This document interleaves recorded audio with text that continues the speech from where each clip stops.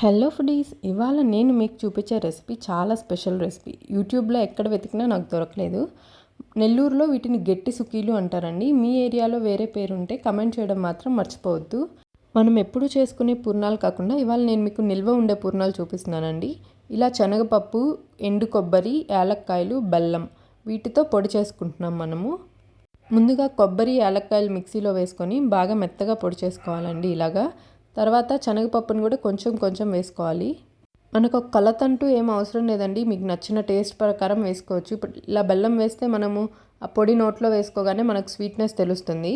తీపి ఎక్కువ తినే వాళ్ళైతే ఇంకొంచెం బెల్లం వేసుకోవచ్చు. నేను ఇక్కడ ఇలా చూడండి మెత్తగా పొడి చేసేసుకున్నాను. ఇప్పుడు వేడి నీళ్ళతో కలుపుకోవాలండి బాగా. యాక్చువల్లీ ఇది చేసేది నేను కాదు, మా నాన్నమ్మ చేస్తున్నారు. చాలా బాగా వచ్చింది టేస్ట్ అయితే. ఈ పొడి ఉత్తది తిన్నా కూడా మనకు చాలా టేస్టీగా ఉంటుందండి. అలాగే మనం పొడి ముందు రోజు వేసుకొని తర్వాత రోజు కూడా సుకీలు చేసుకోవచ్చు.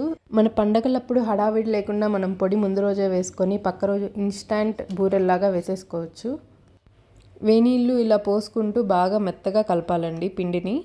కొంచెం కొంచెం ఇలా ముందు గెరటితో బాగా కలబెట్టి తర్వాత చేత్తో బాగా మనం చపాతీ పిండి పీసుకున్నట్టు పీసుకుంటే మనకు చపాతీ పిండిలాగా అయిపోతుంది పిండి.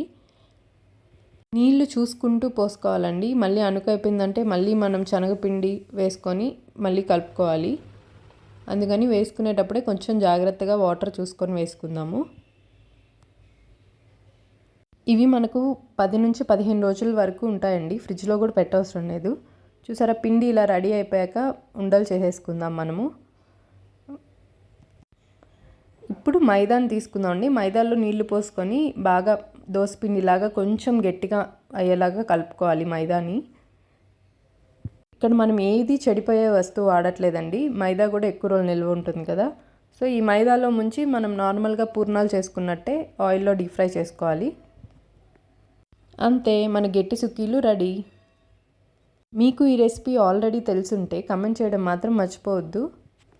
ఇలాంటి మరిన్ని ఇంట్రెస్టింగ్ రెసిపీస్ కోసం మన ఛానల్ని లైక్ చేయండి, షేర్ చేయండి, సబ్స్క్రైబ్ చేయండి.